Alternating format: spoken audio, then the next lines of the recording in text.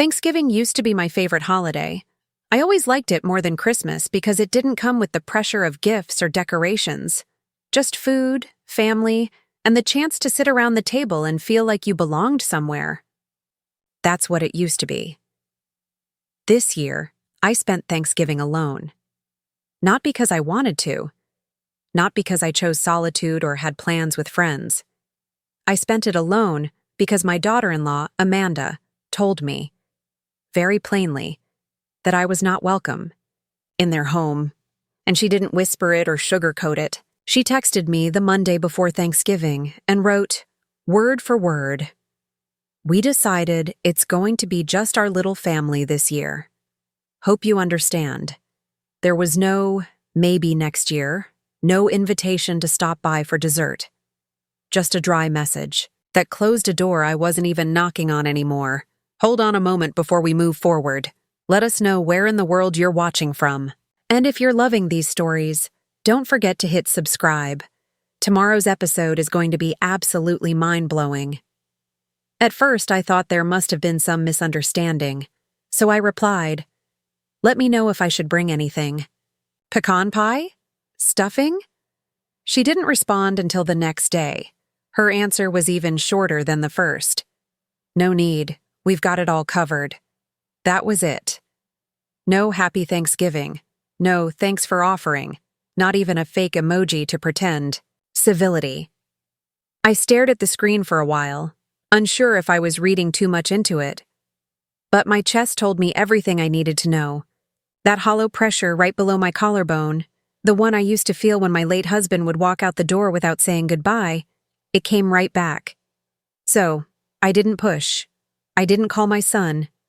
I didn't try to argue or beg. I just said, "Okay, have a lovely day," and left it at that. On Thanksgiving Day, I woke up early like I always do. Old habits are hard to break. I made coffee and sat in the kitchen watching the light come in through the blinds. For a minute, I thought maybe someone would call. Maybe they'd change their mind. Maybe Amanda had just had a bad day when she sent that message. But the phone didn't ring. At 11:20 a.m., I saw the first picture. It was Amanda's Facebook post. A big roasted turkey in the middle of the table, flanked by cranberry sauce, green beans, mashed potatoes, sweet potato casserole, everything. Homemade, everything beautiful. The caption read, "Grateful for family, food, and our warm little home." There were 8 chairs around that table. 8. And I recognized every face in the background. Amanda's parents, her sister and her husband, even one of her co-workers, a woman I had met once at a barbecue. Everyone was smiling, raising glasses of wine. My son was holding their baby girl, grinning like he didn't notice someone was missing. I wasn't invited because I wasn't part of that little family. I closed the app and turned off my phone. I tried to make a plate for myself. I had cooked a small meal, nothing fancy. Just a rotisserie chicken, some canned yams, and instant stuffing. It wasn't bad, but I couldn't taste any of it. I sat there at the table, just me and the TV playing reruns of a Thanksgiving parade, and tried to swallow through the tightness in my throat. I wasn't angry yet. That came later. That day, I just felt stupid. Stupid for assuming I still mattered. Stupid for dressing up a little, just in case. Stupid for waiting by the phone like a teenager waiting to be picked up. I didn't cry. Not then. I just finished eating, washed the one plate, and sat on the couch for the rest of the evening. My back started hurting halfway through the night, so I got up and took one of the muscle relaxers my doctor prescribed for my sciatica. That knocked me out until 2 a.m. when I woke up in the dark kitchen, still wearing the cardigan I had put on to look nice. The next day, I opened the drawer in my hallway, the one where I keep all the important documents, tax records, birth certificates, home deeds, and I pulled out the file labeled Property, Harrison Say. That's the house Amanda and my son live in. My house. I had bought it 22 years ago, paid it off in full. When my son got married, he was working part-time and finishing his certification program. Amanda was a waitress at the time. They needed help. So, I told them could live in the house while they got on their feet. I moved into a small apartment with fewer stairs and didn't charge them rent. All I asked was that they keep the place up and invite me over for holidays. For years, they thanked me. They brought me leftovers after Thanksgiving. They remembered. My birthday, things changed slowly. Amanda got a better job. My son started making good money. They had their first child. And suddenly I went from mom to Marlene, then from Marlene to her. I stayed out of their way. I didn't complain when they didn't invite me to Easter. I didn't say a word when they took a family trip to Arizona without telling me. But this, being intentionally left out of a holiday I never missed, that was different. So I sat at my table, holding the deed in my hand, and I started to think. What was I really holding on to? Why was I still paying the property taxes for people who didn't even want me in the same room? The next morning, I called my lawyer. His name is Barry, and we've known each other since he helped me write my will 5 years ago. I told him what I wanted to do. He didn't ask many questions, just said, "Are you sure?" I told him yes. I wanted to donate the house, not sell, not rent, donate, to a local shelter for elderly women who'd been displaced or abandoned by family. Barry didn't say anything for a second. Then he said, "I'll draw up the paperwork. You'll just need to sign." I went down to his office the following Tuesday and signed every page, and when I walked out of there, I didn't feel guilty. Not even a little. I had given enough. And if Amanda thought Thanksgiving was better without me, then she could keep it. That way. Just not in my house. And the next time she posted a picture with the caption, "Grateful for our warm little home," she was going to find out exactly whose warmth she had taken for granted. When Amanda first came into our lives, I tried to like her. I really did. She was polite in the beginning, soft-spoken, nervous, always calling me ma'am, like I was interviewing her. I figured she just needed time to adjust. My son brought her to dinner once, back when they were dating, and I made lasagna. She barely touched her plate. Said she was just not used to home-cooked meals. That should have been the first sign. But my son liked her. He had that glow, that puppy-eyed expression he hadn't worn since he was in high school. So I told myself to give it time, and for a while, I did. After they moved in together, I made an effort. I gave them space. I didn't pop in unannounced. I'd call first. I brought groceries sometimes. Never anything fancy, just things I knew they liked. One time, I brought Amanda a winter coat I saw on clearance. She looked at it like I'd handed her a sack of potatoes and said, "Thanks, but I don't really wear stuff like that." She left it on the arm of the couch and never mentioned it again. Still, I smiled. Still, I tried. When they got married at City Hall, she didn't invite me. My son said it was just a quick thing because they didn't have money for a big ceremony. I offered to help. She declined, told him they wanted to keep it simple. I didn't press. I just mailed them a check and a card. Then, 2 weeks later, I saw photos on Facebook. Amanda in a full white dress, her sister as maid of honor, champagne, catered food, all of it.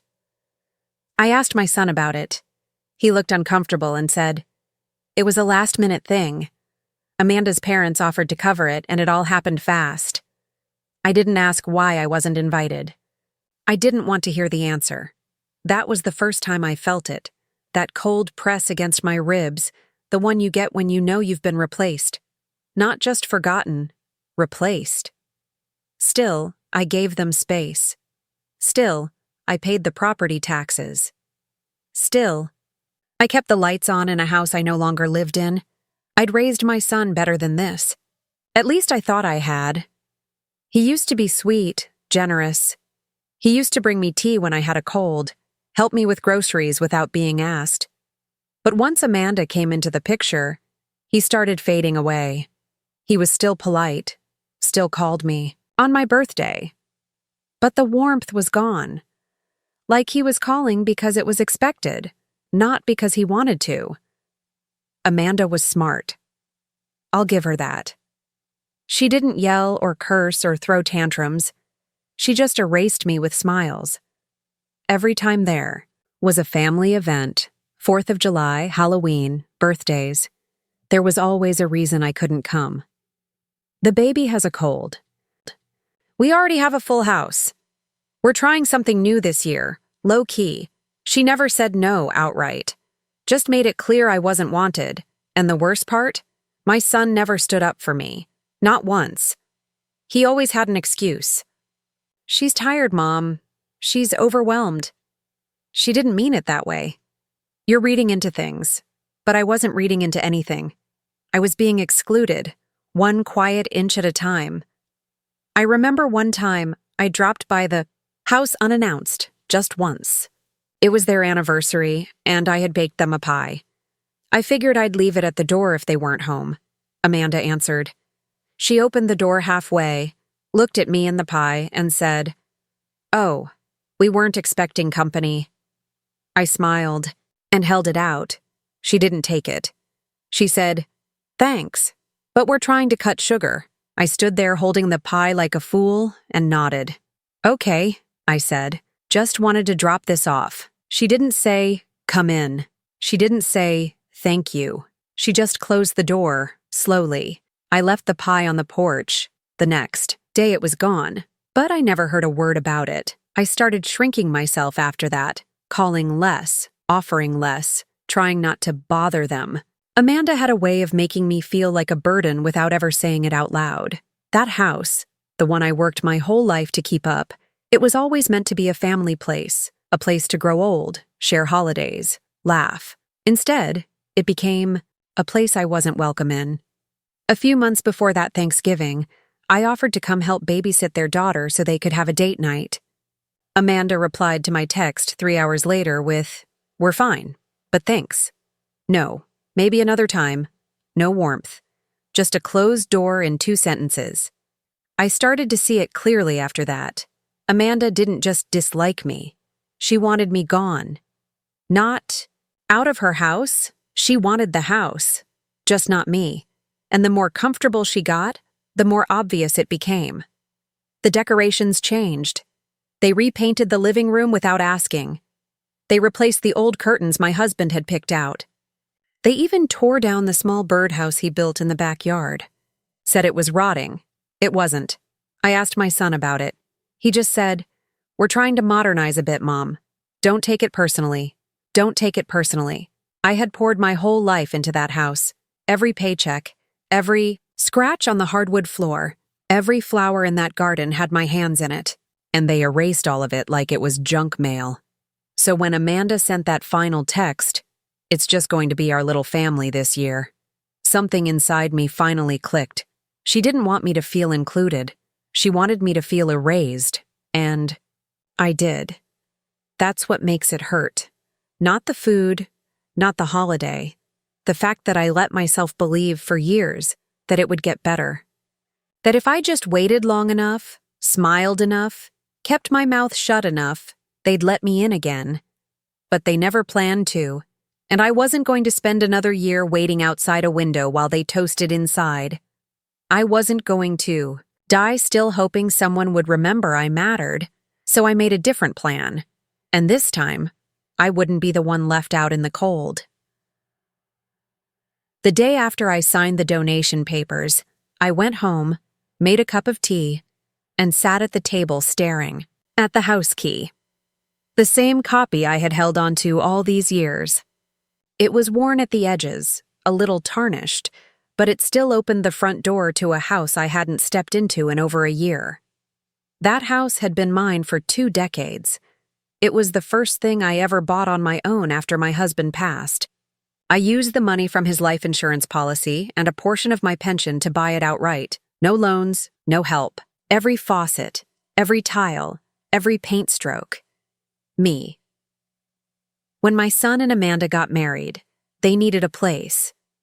Amanda was 2 months pregnant, and they were barely scraping by. I remember Amanda sitting across from me in the living room, rubbing her belly, telling me they just didn't know how they were going to afford a rental and daycare at the same time. "I just want somewhere stable," she said. "I don't want to raise my baby in some crummy apartment." And that's when I offered it. "You, too, can live here," I told them.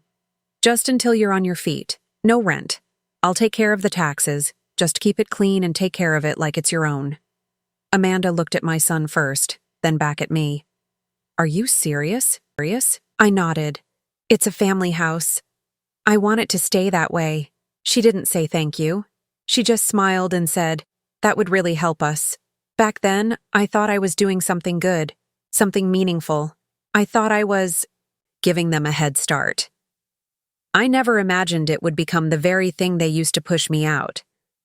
I kept paying the property taxes, around $4,600 a year. I also kept the homeowner's insurance active under my name. Whenever repairs came up, a broken fence, water heater issues, I took care of it. I never charged them a dime. I never even asked for a thank you. I just wanted to be part of the family. But slowly, things changed. First, they took my name off the mailbox. Then Amanda started referring to it as our house when talking to neighbors.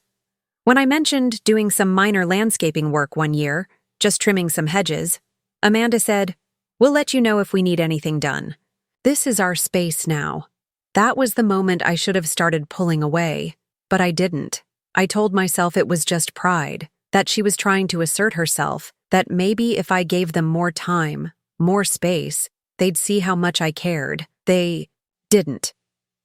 What they saw was how much I could give without asking for anything in return, and eventually, they stopped even pretending to see me. After Amanda's Thanksgiving message, after the photos and the silent meal in my apartment, I realized how long I'd been lying to myself. I had convinced myself that I was just being patient, that it was normal for families to go through phases, but this wasn't a phase. This was rejection. So when I called Barry, the lawyer, and told him I wanted to donate the house, I did it, calmly. I wasn't angry in that moment, just clear. I told him about the shelter I'd read about the month before in the local paper, a place for elderly women who had been displaced by their families or lost everything after divorce or illness. Women with nowhere to go. The article said they were trying to expand but couldn't afford a second property. I had saved the clipping in a kitchen drawer. Now it had a purpose. Barry didn't ask many questions. He said he'd handle everything discreetly. The shelters.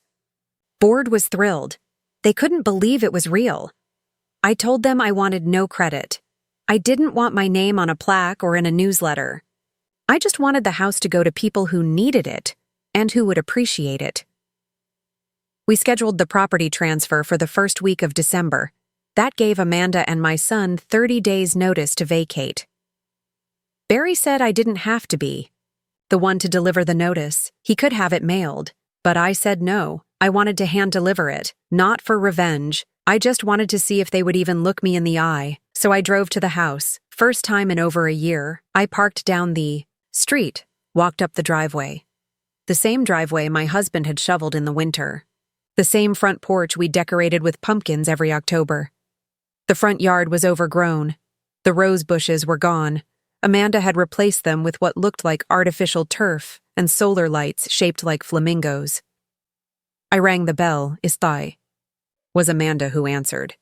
She opened the door, saw me, and instantly folded her arms. Oh, she said flatly. Did you call first? No, I said. I won't be long. She stepped aside just far enough for me to enter. The inside of the house was unrecognizable. My floral curtains were gone, replaced with heavy gray drapes. The pictures on the walls, all Amanda's family. Not one photo of me, my husband, or even my son from childhood. I looked around. Is he home? Amanda nodded toward the kitchen. My son came out holding a coffee mug. He looked surprised to see me. Not happy, not angry, just surprised. Mom, I brought something, I said. I opened my purse and handed him the letter. He read the first few lines and looked up. What is this? Amanda leaned over to read it. Her face dropped. You're evicting us? She snapped. You're giving the house away? I'm donating it, I said. You have 30 days. You can't be serious, she said. This is our home. No, I said. It's mine. And I've decided it's time to give it to someone who needs it. She looked at my son. Say something. He looked down at the paper again, then at me. You're really doing this? I nodded. He didn't argue, didn't protest, just stood there like he couldn't believe it. Amanda was furious. Yes. After everything we've done? After all these years? What have you done, Amanda? I asked, voice calm. You've lived here for free. You've excluded me from every holiday. You erased me from this house like I was never here. My son looked pained, but he didn't interrupt. Amanda stepped closer. You're doing this because of Thanksgiving, aren't you? Because you didn't get an invitation. I laughed once, but there was no humor in it. No, I said. This isn't about Thanksgiving. This is about a pattern. A long, slow, deliberate pattern. And I'm done pretending not to see it. Amanda crossed her arms. You'll regret this. I don't think I will, I said. But if I do, at least it'll be mine to regret. I turned to my son. I'm sorry it came to this. I hope one day you understand. And I walked out. Didn't cry. Didn't shake. Just walked back to my car and drove home. I never looked back at the house. Because now I knew exactly where I stood, and for the first time in years, it wasn't on the outside. The silence after I left their house was heavier than I expected. I thought I'd feel triumphant. I thought I'd come home and breathe easier, maybe even sleep better. But that first night, I lay awake in bed, staring at the ceiling fan turning slowly, and all I felt was stillness, not regret, not guilt. Just an uncomfortable kind of quiet, like my body hadn't caught up to my decision yet. The next morning, I woke up earlier than usual. I made coffee and sat by the window. Outside, the trees were bare and the sky was gray. The calendar on the wall still had the little leaf sticker I'd put on Thanksgiving Day weeks ago, back when I still thought I'd be eating with family. Got up and peeled it off. By noon, I received a call from Barry. They've received the official legal notice, he said, and the shelter is preparing their paperwork. All moving parts are in place. I asked him if anyone had responded. They've hired a lawyer, he said carefully. Looks like they're going to try to contest it. I nodded. Let them. By Friday, Amanda had called me 6 times. I didn't answer a single one. Then came the texts. Amanda. This is insane, Marlene. You can't do this. Amanda. We have a child. You're going to make your own granddaughter homeless?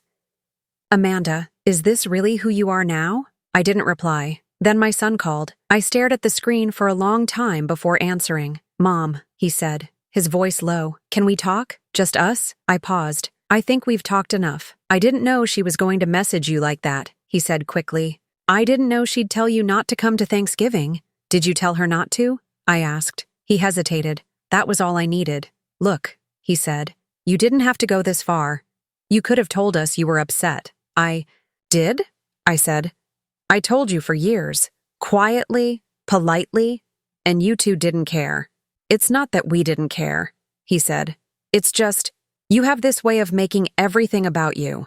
That sentence landed harder than any other. I made it about me?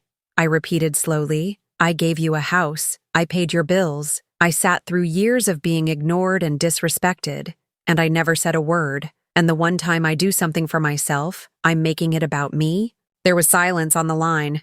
Then, soft and pitiful, he said, What are we supposed to do now?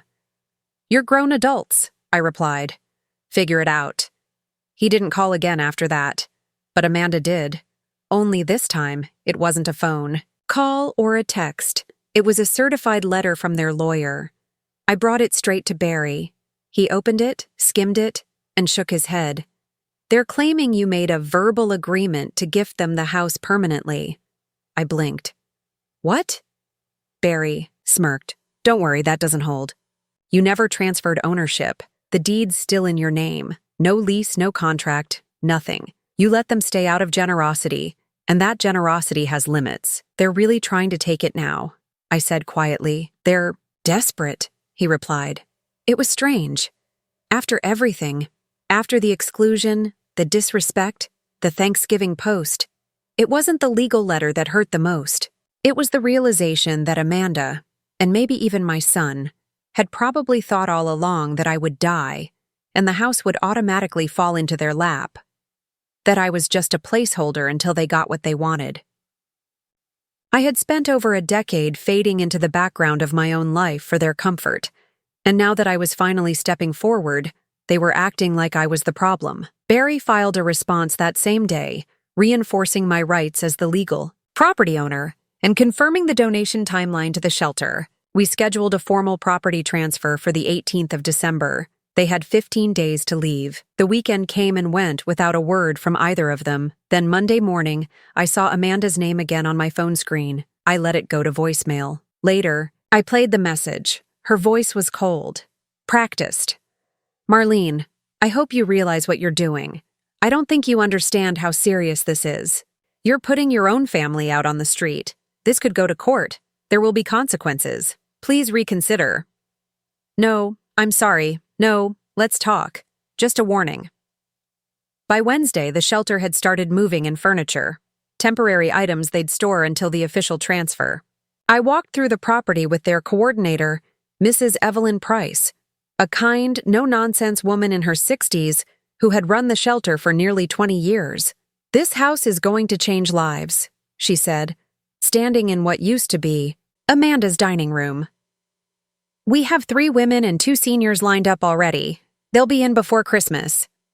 I nodded, looking around the room. The fake fireplace Amanda had installed was gone. The walls were being repainted, light gray, soft, clean. I had never imagined it like this, but somehow it felt right. That same afternoon, I received one last text from Amanda. "Amanda, this is cruelty, Marlene. I hope it was worth it." I didn't reply, because it was. Not out of revenge, not out of bitterness, but because for the first time in years, I had acted on my own behalf. I had made a decision that didn't revolve around keeping the peace, or staying quiet, or avoiding conflict. I made a decision that protected what was mine, and gave it to someone who would actually value it. I knew Amanda would never understand that. Wasn't sure my son ever would either, but I no longer needed them to. The key to the house now sat on a different ring, and I finally felt like I could breathe. By the time December 10th rolled around, the mood had shifted completely. The silence from Amanda and my son wasn't peace. It was planning. I knew it, and I was right. That Saturday morning, I got a call from Barry. "You're not going to like this," he said flatly. Amanda and her attorney had filed an emergency injunction at the county courthouse, trying to freeze the transfer of the house. They claimed undue emotional harm and wrongful eviction of a minor. Their daughter. My granddaughter. "They're pulling every string they can," Barry said. "But it's flimsy." I sat at my kitchen table, staring at the cup of tea I hadn't touched yet. "Do I need to show up in court?" "No," he said. "I've got it. You're well within your rights, but they're trying to stall." I let out a breath through my nose. Of course they are. That same afternoon, someone knocked on my door. Hard. I looked through the peephole. Amanda. I didn't open. She knocked again, this time with a shout. "Marlene, open the door!" I still didn't move. I stood there, just watching. She waited, maybe 30 seconds more, then stormed off. I could hear her heels stomping down the hall like a tantrum in motion. A few hours later, I saw a post on her Facebook. It was a picture of her daughter, my granddaughter, sitting on a suitcase in the front yard. The caption read, "We've been betrayed by the one person who was supposed to protect us. Homeless for Christmas. Some people are monsters in disguise."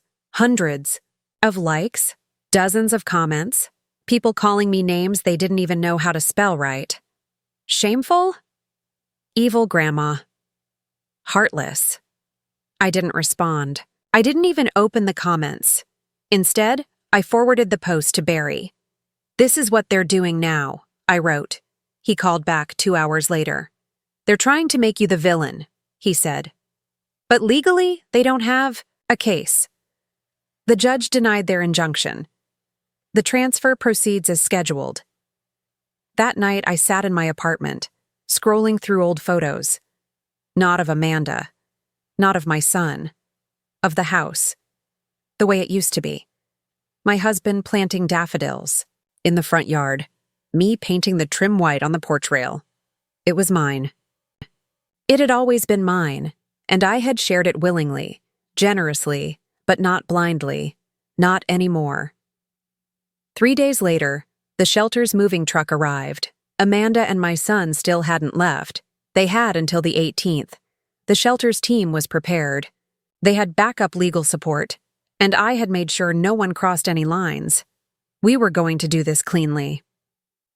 On the 17th, Amanda called again. This time, I answered. Her voice came through cold. You still have a chance to fix this. There's nothing to fix, I said. You're going to make us pack up everything and leave in front of strangers? Is that what you want? I gave you a month's notice, I said. What you did with that time was your choice. I heard her scoff. You're doing this out of spite. No, I replied. I'm doing this out of clarity. She hung up. The next morning, I showed up to the house, not alone, but with 2 representatives from the shelter, a locksmith, and Barry. We knocked. My son opened the door. His eyes were bloodshot. He looked like he hadn't slept in days. Amanda stood behind him, arms crossed, jaw tight. The toddler wasn't there, probably with a babysitter or Amanda's sister. No one said a word. Barry handed my son the final legal notice. You're being asked to vacate the premises immediately, he said calmly. You were given 30 days. This is no longer your residence. Amanda tried to object. She stepped forward, wagging a finger toward Barry. You're going to regret this. You and that woman. But Barry didn't flinch. Ma'am, if you have any further issues, I recommend you speak through your attorney. Amanda turned to me. This is disgusting. You ruined this family. I met her eyes. This family was already ruined. I just stopped pretending it wasn't.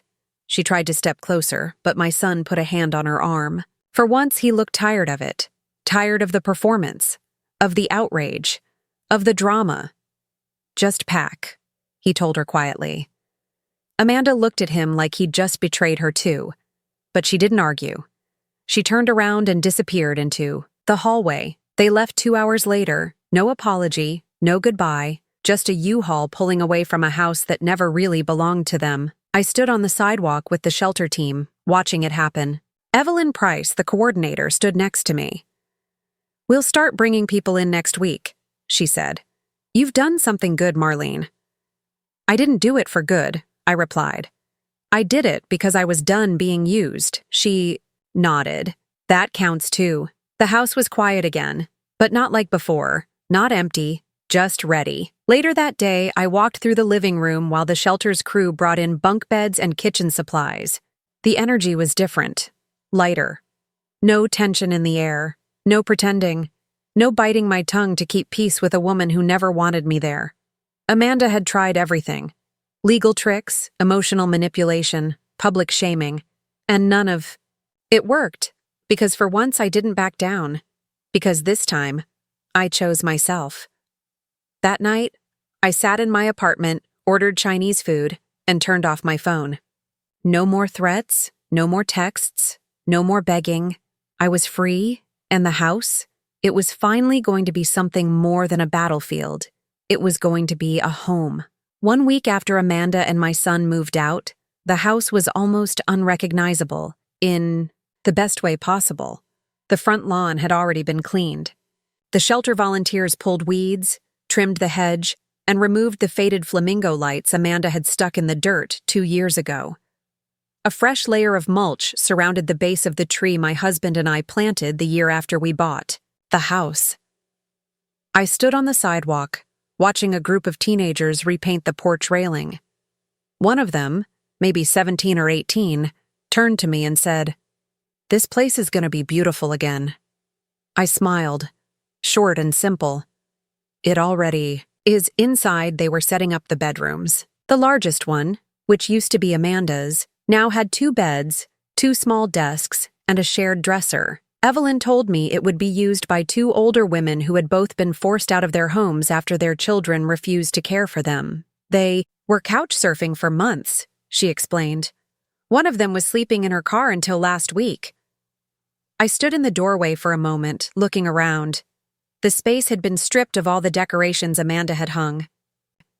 Gone were the dark curtains, the minimalist metal wall signs that said things like, live, laugh, love. Now, soft pastel blankets covered each bed. A little nightstand lamp sat between them.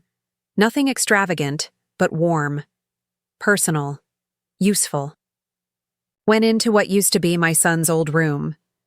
Evelyn had turned it into an office for the shelter's caseworker. There were boxes of hygiene products stacked along the wall, a small fridge, and a calendar marked with intake appointments. Everything had a purpose. It was the first time in years I felt like the house had one too. That afternoon, the first residents arrived. Evelyn had arranged it like a move-in day, quiet, no fanfare. One woman named Gloria had graying hair pulled into a bun and a permanent limp. She clutched a small duffel bag like it contained her entire life. "Welcome," I said, holding the door. She looked up at me surprised. "You live here?" "No," I said, "but I used to." She hesitated. "Then why are you here now?" I thought for a second. "Because I wanted this house to go to people who would finally feel at home." She nodded, didn't say anything else. Just walked in slowly, the way someone does when they aren't used to being allowed inside. The second woman, Charlene, was quieter. She didn't say a word when she entered. But when she passed by me, she gently touched my arm. It wasn't a thank you exactly, just recognition. A moment shared between two women who had both been cast aside by people they loved. I stayed that evening while the new residents settled in. The shelter brought in homemade soup, bread, and some apple pie. Evelyn insisted I sit down and eat. With everyone. I almost said no out of habit, but then I remembered how I had spent Thanksgiving alone with instant stuffing and silence. So I sat, 6 of us around the table. No phones, no forced smiles, no pretending, just women talking, laughing gently, passing plates and asking questions like, "How do you like your tea?" Or, "Is it okay if I open the window a little?" Small kindnesses, the kind that had been absent from my life for too long. Around 8 p.m., I stood up to leave. Evelyn walked me to the door. "We'd love to have you back sometime," she said. I nodded. "I'd like that." She paused. "You know, some people might say you lost your family over all this." "I didn't lose anything," I said. "They let go of me a long time ago. I just stopped pretending I was still holding on." She didn't argue. Just opened the door and let me out into the quiet evening. As I walked down the steps, I saw one of the new residents sitting in the living room window, holding a hot cup of something in her hands. She looked peaceful, not like someone displaced, but like someone who had finally landed. On the way home, I drove past the apartment complex where Amanda's sister lives. I didn't stop, but I recognized their car in the lot. That's where they ended up, with family who still tolerates them, for now. I didn't feel angry. I didn't feel smug. I felt finished.